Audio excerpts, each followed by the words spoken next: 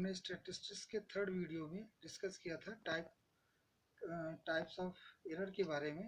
आज हम डिस्कस करने जा रहे हैं, बहुत ही छोटा सा टॉपिक है, distribution of sample mean. Distribution of sample means का मतलब एक्चुअली ये उसी से इंस्पायर है जो हमने आपको पढ़ाया था कि नॉर्मल डिस्ट्रीब्यूशन क्या होता है।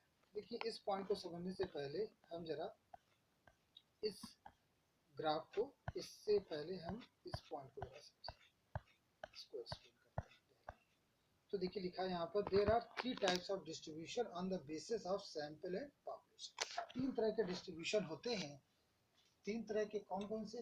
पहला जो डिस्ट्रीब्यूशन होता है वो आपका पॉपुलेशन डिस्ट्रीब्यूशन, दूसरा डिस्ट्रीब्यूशन सैंपल डिस्ट्रीब्यूशन और तीसरा सैंपलिंग डिस्ट्रीब्यूशन। मेन होता है सैंपलिंग डिस्ट्रीब्यूशन।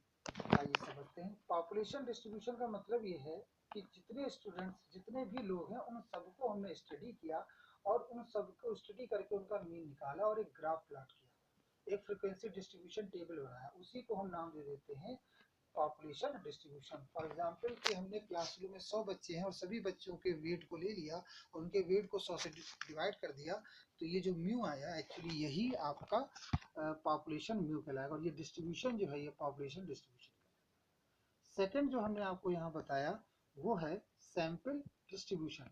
अब सैंपल डिस्ट्रीब्यूशन का मतलब ये हुआ कि हमारे पास 100 स्टूडेंट्स हैं, हमने उनमें से 10-10 स्टूडेंट के 5 सैंपल ले लिए और उन 5 सैंपल से 5 मीन बनाया और उन 10-10 जो बच्चों को लिया हमने उनको उनका एक ग्राफ प्लॉट किया। जैसे यहाँ पर आप बी पार्ट में देख पा रहे हैं, ये ग्राफ बने हैं, 4 ग्राफ बनाए गए हैं और इसमें सैंपल साइज उतनी ही है जितनी ये लाइन में वर्टिकल खींची हुई है। तो इस तरह से हमने एक ग्राफ बना लिया, सब मीन का अलग अलग ग्राफ बनाया, तो उसे हम बोलेंगे सैंपल डिस्ट्रीब्यूशन। लेकिन अगर आप 100 में से 10-10 बच्चों को सिलेक्ट करके 10-10 बच्चों को सिलेक्ट करके आपने 15 सैंपल लिए, इस तरह से आपको हर एक सैंपल का एक मीन मिलेगा। तो इस तरह से कितने बच्चों मीन आ गए? 15 मीन। ये जो 15 मीन आए, इन सबका एक ग्रैंड मीन निकालेंगे।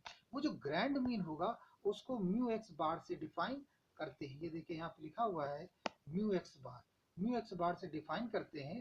तो जब म्यू एक्स बार से इसको डिफाइन कर देते हैं तो यही म्यू एक्स बार ऑलमोस्ट पॉपुलेशन का म्यू होता है। ये सबसे इंपॉर्टेंट बात है और इस तरह के डिस्ट्रीब्यूशन को हम कहते हैं सैंपलिंग डिस्ट्रीब्यूशन। अब इसमें स्टूडेंट्स एक बहुत इंपॉर्टेंट चीज आ जाती है कि हम जब मीन निकालते थे तो वहां भी स्टैंडर्ड डेविएशन आता है, लेकिन जब हम सैंपलिंग डिस्ट्रीब्यूशन में स्टैंडर्ड डेविएशन की बात करेंगे तो यहाँ स्टैंडर्ड डेविएशन वर्ड यूज नहीं करते हैं, हम यहाँ यूज करते हैं स्टैंडर्ड एरर।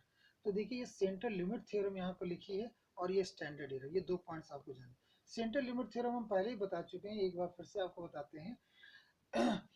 सबसे पहले इसमें इंपॉर्टेंट टर्म आया लार्ज साइज का। लार्ज साइज सैंपल साइज कौन सा होता है? जब सैंपल साइज 30 या 30 से बड़ा होगा, उसमें नंबर जो आप कंटेंट को सिलेक्ट कर रहे हैं वो 30 या 30 से ज्यादा होगा तो उसे हम लार्ज सैंपल साइज कहेंगे। 30 से कम होगा तो उसमें हम स्मॉल सैंपल साइज। हर साइज के लिए अलग अलग टेस्ट उपलब्ध है, मतलब कि लो सैंपल साइज के लिए टी टेस्ट और हाई सैंपल साइज के लिए जेड टेस्ट। इनके न्यूमेरिकल को भी हम लोग फ्यूचर में डिस्कस करें। तो सेंट्रल लिमिट थ्योरम क्या कहती है? Central limit theorem state that if sample random sample of large size taken from population, हमने पॉपुलेशन से लिया विच आर नॉर्मली डिस्ट्रीब्यूटेड, हो या ना हो, देखिए पॉपुलेशन नॉर्मली डिस्ट्रीब्यूटेड हो या ना हो, लेकिन हमने वहां से सैंपल लिया और जिसका अर्थमेटिक मीन कितना है? म्यू, और स्टैंडर्ड डेविएशन सिग्मा। जो पॉपुलेशन था उसका मीन म्यू और स्टैंडर्ड डेविएशन सिग्मा है। देन द सैंपलिंग डिस्ट्रीब्यूशन, अब हमने उसका सैंपलिंग डिस्ट्रीब्यूशन निकाला तो ऑफ मीन्स ऑफ दो sample will very closely approximate to normal distribution. देखिए वो बहुत ही क्लोज होगा, मतलब कि जो सैंपलों का जो मीन होगा वो काफी क्लोज होगा किसके? पॉपुलेशन मीन के, म्यू के। और उसका जो स्टैंडर्ड डेविएशन होगा, जो आपने सैंपलिंग डिस्ट्रीब्यूशन बनाया उसका स्टैंडर्ड डेविएशन होगा sigma divided by square root of N. अब यहाँ पर एक वर्ड आता है स्टैंडर्ड एरर, ये मैंने अभी आपको बताया। स्टैंडर्ड एरर जो हम स्टैंडर्ड डेविएशन है सिंगल मीन के लिए बोलते हैं। अगर आप कई मीन लेके उनका ग्रैंड मीन निकालते हैं तो हर एक मीन वैल्यू उस ग्रैंड मीन से कितना डेविएट है वो वैल्यू कहलाती है स्टैंडर्ड एरर। और इसका फॉर्मूला होता है sigma upon square root of N. इसको भी हम लोग काफी ज़्यादा डिस्कस करेंगे फ्यूचर की क्लासेस में। ये पहले भी मैं इसके बारे में आपको बता चुका हूँ। ये एक आपका Z टेबल है, Z, और ये करस्पॉन्डिंग x बनाया गया, z की वैल्यू यहाँ देखिए 0 है, +1 है, +2 है, +3, -1, -2, -3 है। आपको बताया था जो स्टैंडर्ड नॉर्मल डिस्ट्रीब्यूशन होता है उसमें उसका मीन 0 होता है और स्टैंडर्ड डिविएशन 1 होता है। इस चार्ट के माध्यम से आपको ये समझ में आ रहा होगा कि यहाँ पर देखिए 68% जो है वो प्लस माइनस के बीच में, प्लस माइनस सिग्मा के बीच में, 1 सिग्मा के बीच में डिवाइड करेगा, मतलब कि 68% जो मटेरियल है पॉपुलेशन का वो इस जोन में आ जाता है, कवर हो जाता है। फिर दूसरा जो हमने यहाँ पे लिखा है वो है 95%, 95% जो कवर करेगा वो 2 सिग्मा डिवीजन को कवर करेगा और 99 में 3 सिग्मा डिवीजन।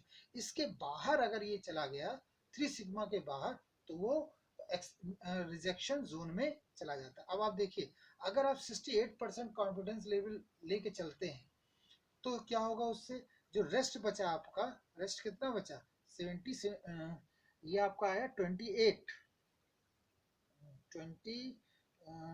68 है, 70 30 32% आपका रेस्ट बचा। इसका मतलब 32% की एरर हो सकती है।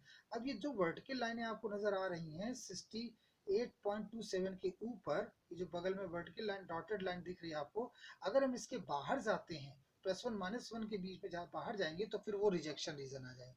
इसीलिए स्टूडेंट्स पहले से डिफाइन कर दिया जाता है कि क्या आप लेवल ऑफ कॉन्फिडेंस है और क्या आपका लेवल ऑफ सिग्निफिकेंस है। ये वही चीज मैंने जो बताई है, कुछ 60% ऑफ एरिया जो होगा, एरिया किसका, जो हम सैम्पलिंग डिस्ट्रीब्यूशन ग्राफ को प्लॉट करेंगे वो म्यू माइनस सिग्मा और म्यू प्लस सिग्मा के अंतर्गत आ जाता है। 95% में mu minus 2 sigma mu plus 2 sigma के अंतर्गत आ जाता है। 99 में म्यू माइनस 3 सिग्मा और म्यू प्लस 3 सिग्मा के अंतर्गत आ जाता है। आई होप आपको ये समझ में आया होगा। अब नेक्स्ट लेक्चर में हम डिस्कस करेंगे कि टेस्टिंग ऑफ हाइपोथेसिस के जो एग्जांपल्स हमने आपको बताए थे उसमें से कैसे हम हाइपोथेसिस जनरेट करते हैं, कैसे हम नल हाइपोथेसिस और अल्टरनेट हाइपोथेसिस लिखेंगे, और टी डिस्ट्रीब्यूशन के बारे में भी आपसे डिस्कशन होगा इस यूट्यूब चैनल पर। आई होप आपको ये चीज़ें समझ में आ रही होंगी। इन वीडियोस को बार बार देखिए जिससे कि आपको और अच्छी तरह से समझ में आ सके। I hope you like it. Thank you very much.